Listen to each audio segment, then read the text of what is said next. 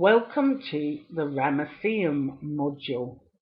Now, the Ramesseum, funny enough, Ramses II is not my favourite pharaoh. You may have noticed I've made one or two disparaging remarks about his carving style, but this is one of my favourite sites. There's a lot to it. So what I want to go over is the first pylon, block yard. You know me and block yards.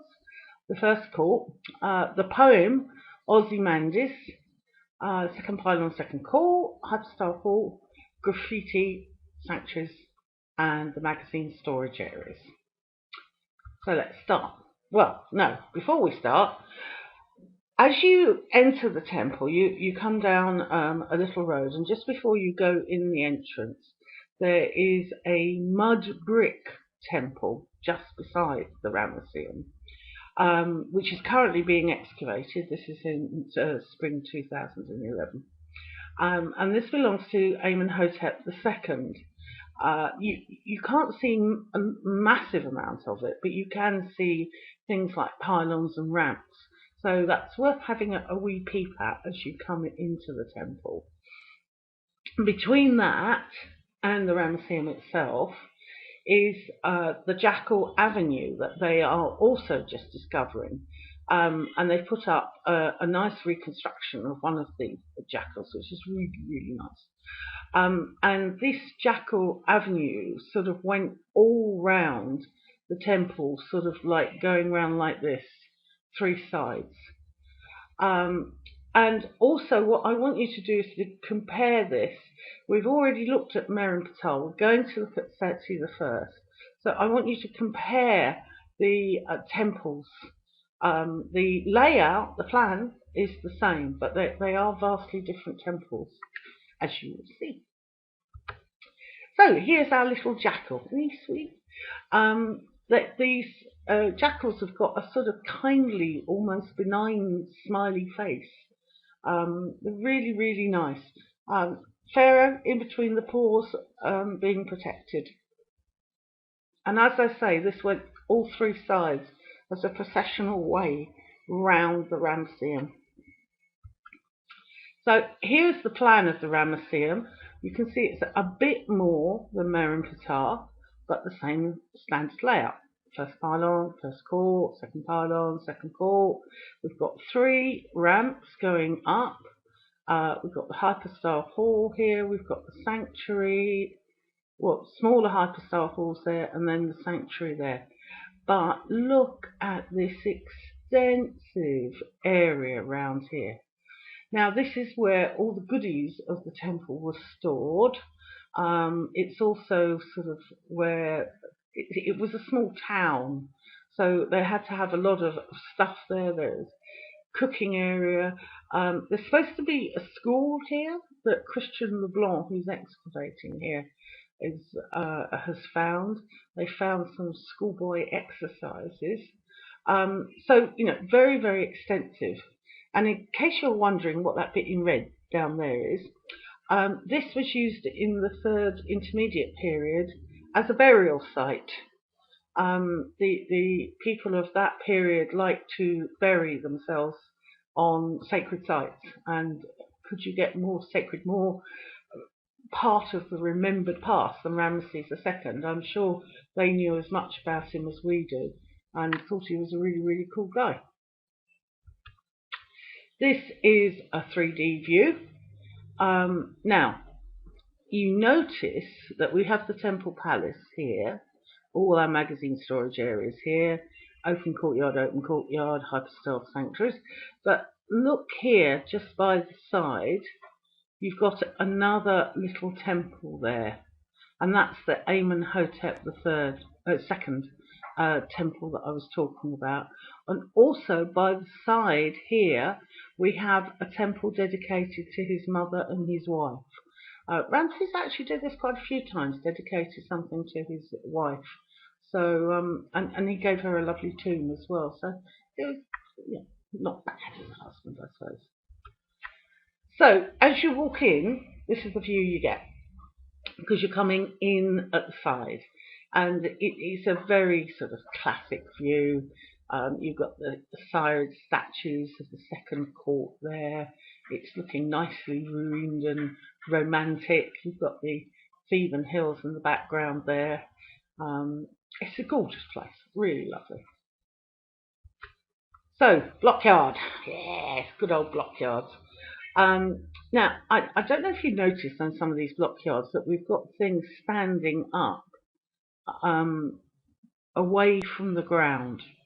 Now, this is because there is a lot of groundwater in Egypt. What happened when they built the Aswan Dam was that it meant that farmers could have more than one crop a year. So the way they do this is they flood irrigate the fields. And unfortunately, this has meant that the groundwater has risen and risen and risen. And now these temples, instead of being bone dry for a third of the year, have always got their feet in water, and it's doing a lot of damage to the stone. Sandstone is turning back to sand. So they actually have to try and keep some of the more damaged blocks away from the groundwater. So that's why you see them put on these sort of areas. They're called mastabas, and they're sort of platforms or beds for the stone, and sometimes they'll even be propped up as well.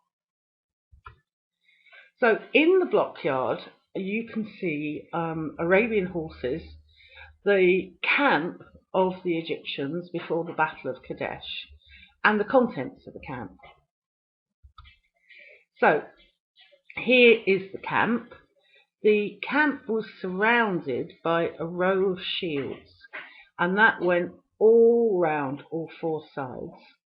And then within the camp, you've got panniers, and you've got folds of linen, and you've got sacks of corn, and you've got a jug of wine. And isn't it wonderful? You can see it all quite clearly. And here are some of the soldiers with their spears. Now, the actual place this block belongs is the back of the first pylon, very, very high up. So you can get an awful crick in your neck trying to spot all this. And if the sun's not in the right place, it's really quite tricky. But having a look round the Blockyard, you can see it quite easily. You can also see some horses there. Now, instead of having straight muzzles, they have a slight dish to them. And I was told by a horsey person that this is an indication of an Arab horse. So that's quite interesting as well, isn't it? So this is the back of the first pylon. It's quite ruined. This part here is all missing, and those where those blocks belong is in that area here. The front gate there has been blocked up. They did it in 1994, and I have some very old photos that I took that show it empty. Now, they did this just before there was a major earthquake here, because they were very worried about the stability of the pylon, so that was just in time. But as you can see, it is in. It needs some TLC, it really does. And you see at the bottom where I was talking about this rising groundwater, can you see the damage it's doing along there? Well, they've come up with this dewatering project that is just being implemented at the moment, and we're very much hoping that this is going to save the temples along the West Bank, because they really are suffering from the groundwater. So the Battle of Kadesh on the first pylon. Ramses was so proud of his Battle of Kadesh, and he put it up everywhere he could, and it's in several places in this temple. So on the back of the first pylon, we've got the ring of shields going round. We've got the camp itself, and we've got the spies. Now, if you're lucky, during your visit there, the guardians will let you climb up inside the pylon. I'm never quite sure whether they're allowed to or they're not allowed to. It's not closed off. So see if they'll let you. And if they do, pay them a little bit of backsheesh, not a massive amount, say between 5 and 10 Egyptian pounds. So here we've got the Syrian fortresses. Do you see there's the captive Syrians there? And can you see there, you've got the fortresses. Now, as he went round on his campaigning, he was picking up various sort of fortresses and making them part of his empire. And that's what he's showing here. I think there's 15 of them in total. They're not all on the back of the wall now, but there were 15 of them that he captured, and he proudly shows himself doing so. Now, here is the camp. You remember I said those shields go all the way round? And there you've got some more logistics of the camp going on and people preparing things and you know, all the things that would happen in an army camp. And here you can see a bit more detail. You can see them, I think they might be making dinner there. And there's some food sacks and the horses being looked after. If you get it in the right light, and it's best to go there in the afternoon to be able to see this particular wall, then you can really spend quite a lot of time, but you do need some binoculars to see some of the higher bits. Now, the Battle of Kadesh carries on in the second pylon and the second court, and Ramses had about 20,000 men in 4 divisions, which were named after the 4 gods.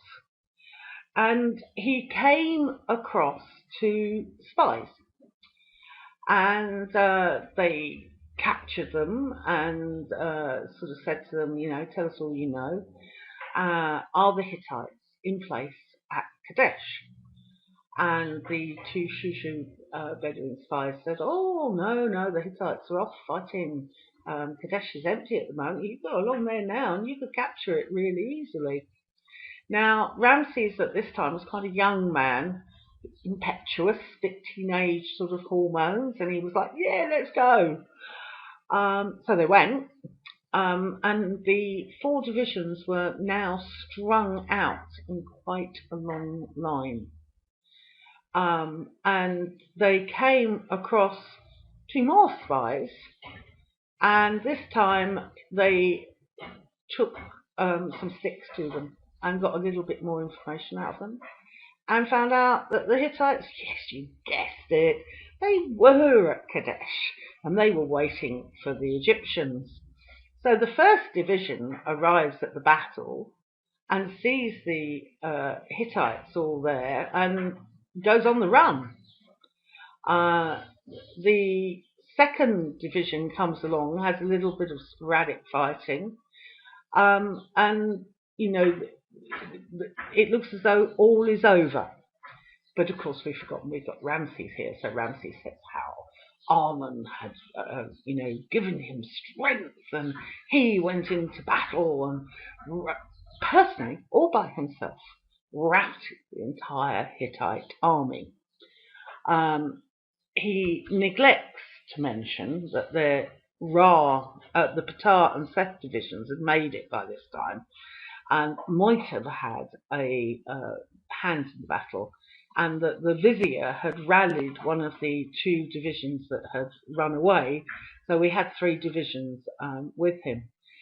But did he save the day? Because what is the result of the battle? Well, he says he won.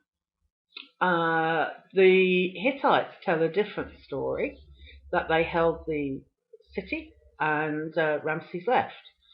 So I think at best it could be described as a draw. So here we have Ramses sitting on the throne. This is the back of the pylon. You see him sitting there, and he's got all his flunkies bending over and saying, oh, Ramses, what a clever man you are. Yes, that's a really good idea. Why won't we go into battle against the Hittites and string out our army? It's a war council, but he's definitely calling the shots. And here we have the spies, the second lot of spies that were beaten. And you see the sticks in the hands of the Egyptians beating these 2 spies. They say, please, don't beat me. Oh, right, we'll tell everything. Now, if you do manage to ascend the pylon, you will get this view. And what you can see is the fallen statue that Shelley made the poem about. So what we've got here is the feet there. This is the sort of back of the legs. This is the elbow there, and the head there. And that's the second pylon there. And you've got the Theban Hills behind with the pyramid-shaped mountain there. So this is the view that you will get, which you can see is quite magnificent. Now, Shelley wrote this poem about this fallen statue, Ozymandias. I met a traveller from an antique land who said, 2 vast and trunkless legs of stone stand in the desert. Near them, on the sand, half sunk, a shattered visage lies, whose frown and wrinkled lip and sneer of cold command tell its sculptor well those passions red which yet survive stamped on these lifeless things. The hand that mocked them, the heart that fed, and on the pedestal these words appear: my name is Ozymandias, King of Kings. Look upon my works, ye mighty, and despair. Nothing besides remains. Round the decay of that colossal wreck, boundless and bare, the lone and level sands stretch far away. There's a few things wrong with this poem. And if you think about it, what you saw in that previous picture and what is said here is not correct. So here is the torso lying down. So think about the previous picture, the picture that you can see here, and now think about that poem. Well, what's wrong with it? 2 vast and trunkless legs. Well, we had the tutty toes, but we didn't see any legs, did we? And was it in a desert? Was it half sunk? Did we see shattered visages and frowns and so forth?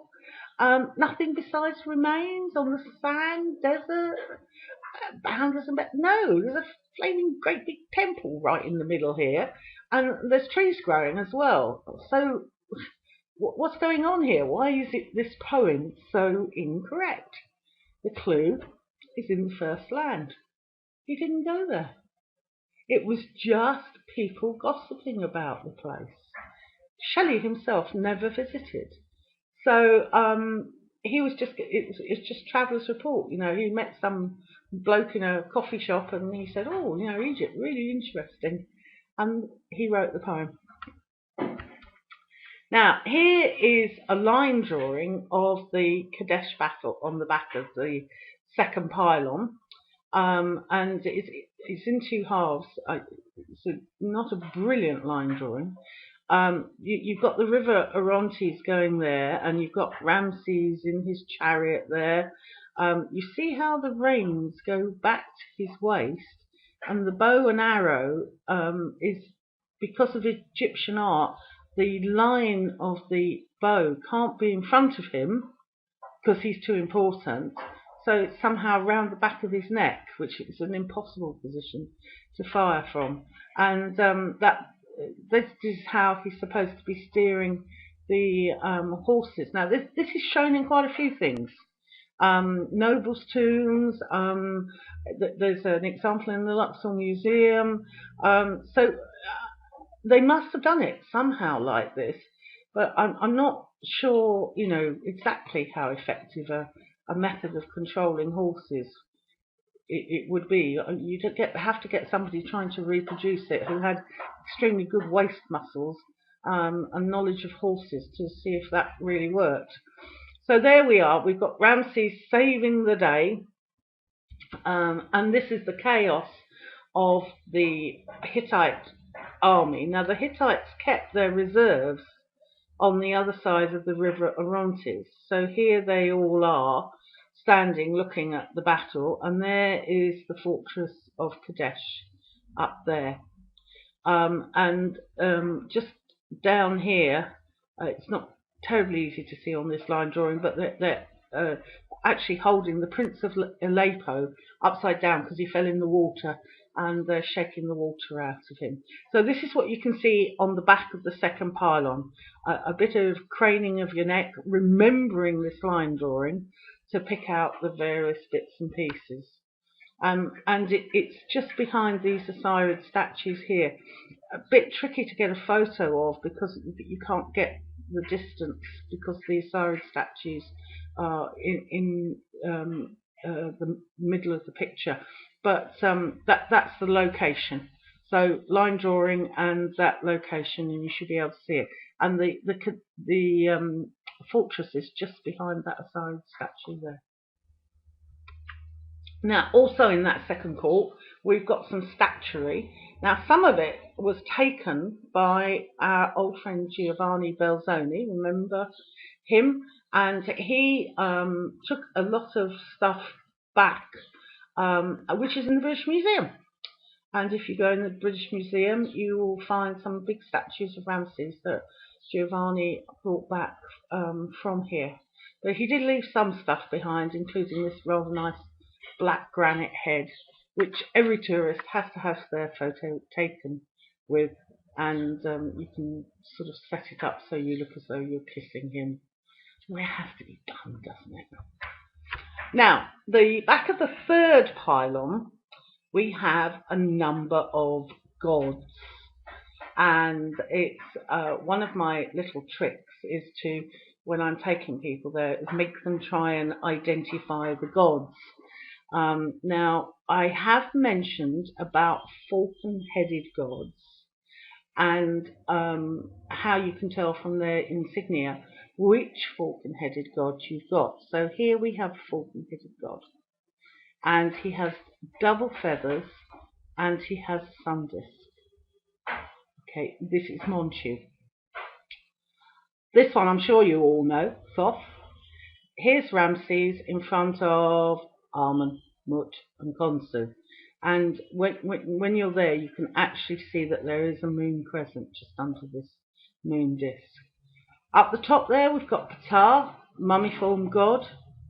And then here, we've got Amun Min, penis out and his arm up.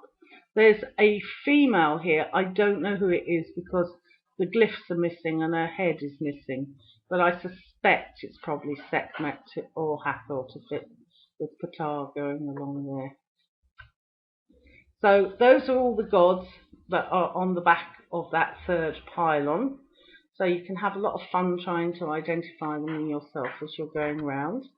So here in the Hypostyle Hall, for example, we have Ptah and Sekhmet. Ptah's holding the scepters for life, power and stability.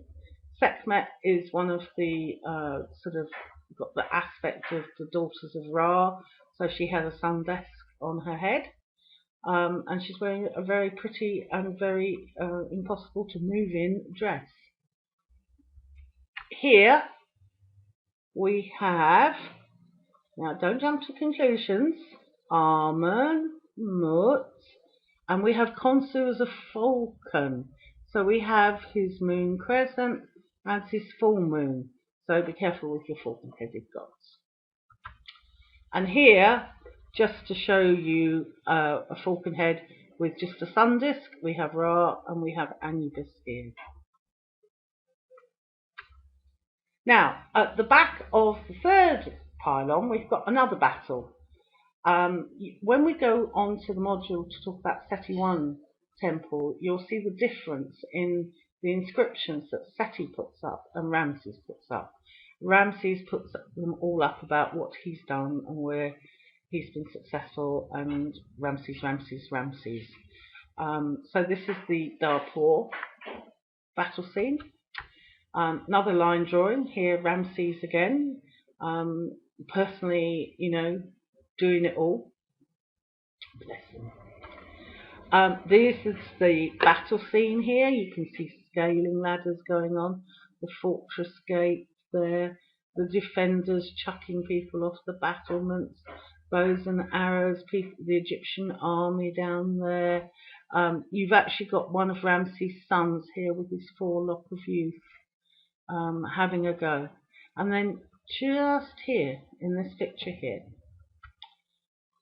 this bit here, they're having a barbecue. There's buns, there's the beef, and there are the 2 bottles of wine. So what's going on here? Right in the middle of this battle, there's the prince there, just about to smite an enemy. We're having brekkies. Well, apparently they think that this is the overseer of Dapur with his wife and 2 daughters bringing offerings out to Ramses in the hope of saving his life. And this is the scene itself. So do you see buns, the beef, and the overseer there, and the bottles of wine?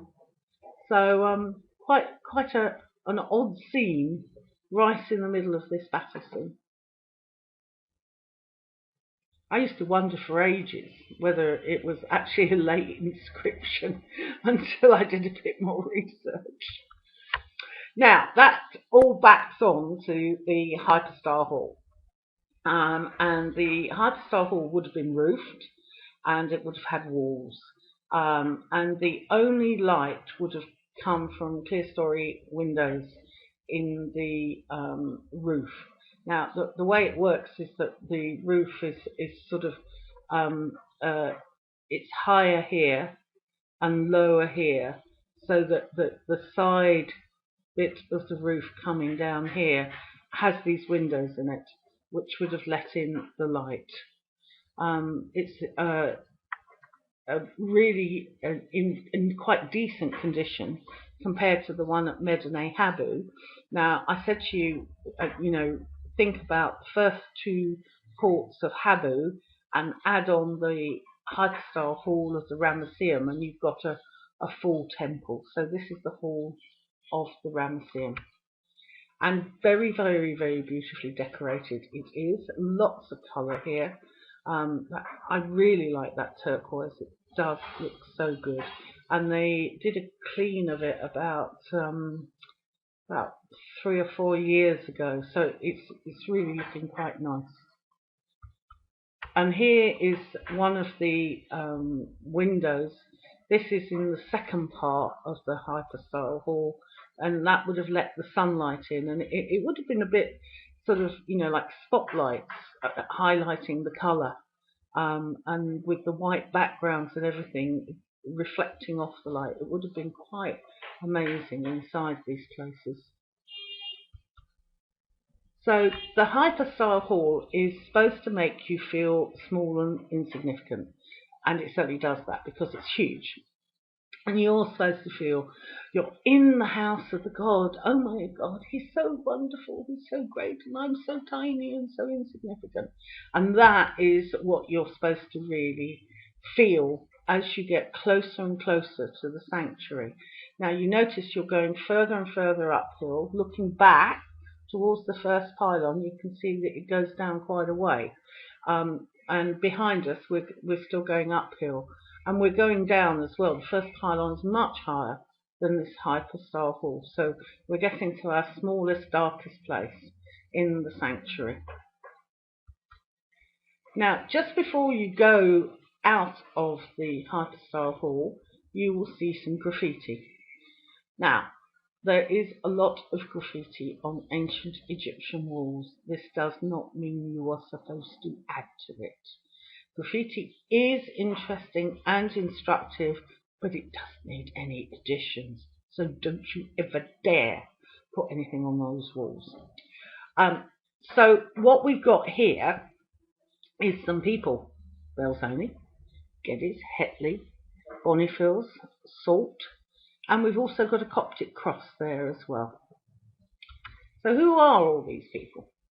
Well, Belzoni, Giovanni Belzoni, was an Italian circus strongman, and you can get a really good book on Belzoni, which is very, very interesting to read. And the stuff he did in Egypt was quite amazing. If you've been to the pyramids down in Egypt, the entrance you would have gone in is the one that Giovanni made. The Tomb of I, that's Giovanni's. he could look at the side of a mountain and say, that looks a bit odd, dig there, and he'd find a tomb. So his contribution to Egyptology is immense. Now, if you go into the British Museum, you look at the papyrus, you will see the Salt papyrus. And the British consul, Henry Salt, bought a lot of things and sent it to the British Museum. So the contents of the British Museum, what with Belzoni and Salt, you know, we couldn't have done without them. We wouldn't have anything in there. The French, he was a photographer, very, very well known, worth looking up his photos. I don't know who these other two are, and wouldn't it be fun to find out? Now, if you go round looking all the graffiti up there of all these 1800s people and early 1900s people, you know, who are they? Why were they in Egypt? What's their purpose? Why did they have enough money? Did they bring anything back? Have they got a stately home where there might be some antiquities there? It's quite an area of exploration. Also, the height of graffiti tells you the level of debris at the time that they were visiting. So the fact that the graffiti is way, way up in the walls is because there was so much debris at the time that that was the natural height to write at. Going through past our graffiti, we get to the small hyperstar hall, which has an astronomical ceiling. So if you look up, another crick in the neck time, you will see sort of like astrology, astronomy kind of symbols on the ceiling. On the back wall, we've got a number of sacred barks. Now, each of the heads of these sacred barks is different, and by the head, you can identify the god that would have been in the shrine on that sacred bark. So, if we have a female head with a double crown, it's Mut. If we have a falcon head with a moon and a moon crescent, it's Honsu. If we have a ram's head, it's Amun, etc., etc.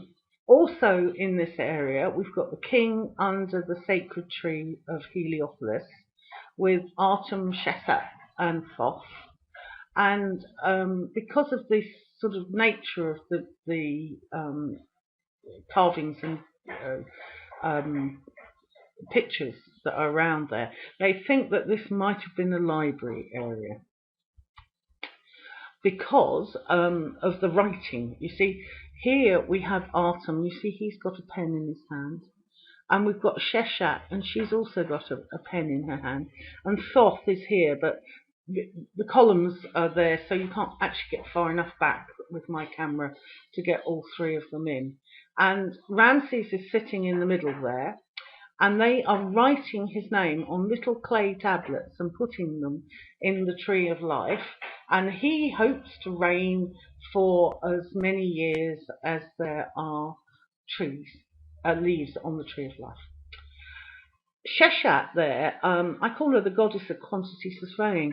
Do you see, as well as the pen she's got in her hand, she has a notched palm rib. And she counts things, she measures things. She's often used at temples when the king is laying out the temple, saying it's going to be X cubits by Y cubits. She's there helping him. So she's got a sort of like a star symbol on her head. It's a sort of pointy star there. So that's how you know Sheshat. This is one of the barks. Now here you can see that it's a female head with a double crown. So in that shrine there would have been Mut. And we have the priests carrying it along, and they would have rested it on altars when they got to their destination. There's quite a few of them on the back wall there. And this is the view out of the library towards the sanctuary. Now it should have been completely closed. And this would have been our smallest, darkest place. You see how the floor is going up a bit and the ceiling level is going down. But instead we've got the view of the Theban hills going out the back there.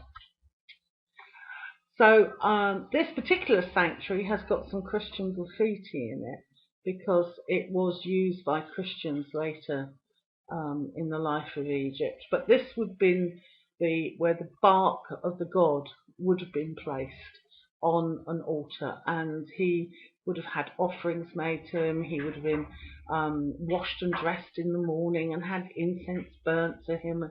He rich clothing, and all those magazine storage areas around the Ramesseum would have had everything he needed to make sure these offerings could take place. Now they should be done by Pharaoh, but a priest can deputize for Pharaoh. But he would be doing it saying, I'm here on Pharaoh's behalf, kind of thing. Now, the magazine storage areas around are quite interesting because they are round, but there is no keystone. And an Egyptian architect called Hassan Fathy saw the Ramesseum and the mud brick, and this inspired him to come up with his idea of architecture for the poor. And if you search on Hassan Fathy and architecture for the poor, you'll find a lot of stuff about him. And he wrote a book which you can get hold of, and he talks about how you can build domes and wind catchers and take advantage of techniques that have been in Egypt forever. And the building material, mud brick. The magazines are absolutely extensive. They're huge. There's masses of them. And it just shows how rich this temple was and how it must have been endowed with a lot of land to support it. But the keystone, how does it work? How can you have a round top without a keystone? Well, can you see here that it's sloping back? It's not straight, it's got a slope to it. So in fact, the stresses are being taken on that back wall there. So that's how they got away with building an arch without a keystone, because it goes back, it falls back on that back wall to support it. Quite interesting, isn't it? And to see them still there, after 3,000 years, you can see why Hassan Fathy thought, well, that's quite a good way of building. Now, next door to the Ramesseum is the Ramesseum Cafe. And you may have heard of a family called the Abdul Rasul family. And this cafe is run by the Abdul Rasuls. And the Abdul Rasuls were the family that were responsible for TT320 or DB320, TT Theban tomb, DB Deir el-Bahari. And this tomb they found as a family, and they sort of used it as their bank, and they sold off bits and pieces. And then the father died, and the two brothers fell out. And one of the two brothers reported it to the authorities. And they got in there and they found all these royal bodies, mummies. And most of the contents of the mummy room at the Cairo Museum are from this tomb. Now, one of the most important things in Egyptology happened. They cleared it in record time and they didn't take any photographs. So identification of some of these mummies is a little suspect because they were in the wrong coffins, they were wrongly labelled, because they'd been stripped by robbers way back and rewrapped and reburied in this tomb in the late period. So you can't really be sure that any of them are who they say they are, except for Uwe and Fuwe and Tutankhamun, because they're the only ones that were found in their tombs. Everybody else is a little suspect. But yeah, if you go into the mummy room at the Cairo Museum, you'll see the contents of TT320. Now, the Abdul Rasuls have another claim to fame. In the book that Howard Carter wrote on Tutankhamun, there is a very, very famous photo of a young boy, local boy, wearing the petrol of Tutankhamun. And this is the father of the current owner of the cafe. And on the walls of the cafe, they have photos of him as an old man holding the photo of himself as a young boy wearing Tutankhamun's petrol. So it's quite an interesting local place to visit and get a picture of the more modern history of Luxor and what went on with the families, the local families here. It does have another advantage: icy cold beer. And if you've been dragging round all these tombs and temples with me, you might be ready for one by now. So I hope you've enjoyed our Ramesseum module. The next one is Seti I, which is his father. So what I've done is go to grandson and then father, and now I'm going to grandfather and showing you the temples as we're going along. So you'll see the difference, not in the design of the temple, but in the decoration of the temple when we go on to Seti I.